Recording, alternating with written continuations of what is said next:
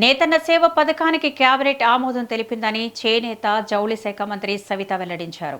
August 7న జాతీయ చేనేత దినోత్సవం సందర్భంగా ఈ పథకాన్ని ప్రారంభించనున్నట్లు తెలిపారు.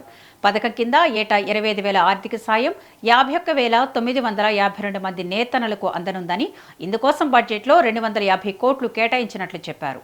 చేనేతలకు ఉచిత విద్యుత్, ఎన్టీఆర్ భరోసా పెన్షన్లు కొనసాగుతున్నాయని వివరించారు. రాష్ట్రంలో టెక్స్టైల్స్ పార్కులు, క్లస్టర్ల ఏర్పాటుతో పాటు చేనేత రంగ అభివృద్ధికి ప్రభుత్వం చర్యలు తీసుకుంటుందని మంత్రి తెలిపారు. 2025 సంవత్సరానికి 2 చేనేత కళాకారులకు జాతీయ పురస్కారాలు రావడం గర్వకారణమని పేర్కొన్నారు.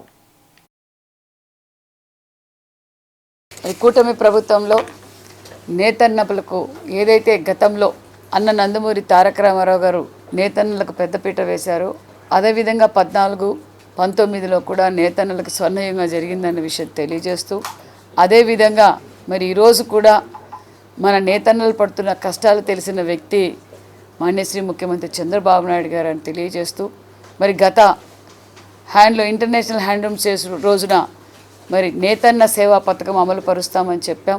మరి ఈరోజు క్యాబినెట్లో కూడా ఆమోదం పొందడమైందన్న విషయం కూడా తెలియజేస్తూ, మరి నేతన్నకు 25,000 చొప్పున, నేతన్న సేవా పథకంలో 25,000 చొప్పున సుమారుగా 53,000 మందికి అందజేయబోతున్నామన్న విషయం కూడా తెలియజేస్తూ, దాంతోపాటు మరి ఫ్రీ పవర్, మనం ఉచిత విద్యుత్ అని కూడా ఆ రోజు తెలియజేశాం. అందులో కూడా మరి సుమారుగా 53,000 మందికి అందజేస్తున్నాం.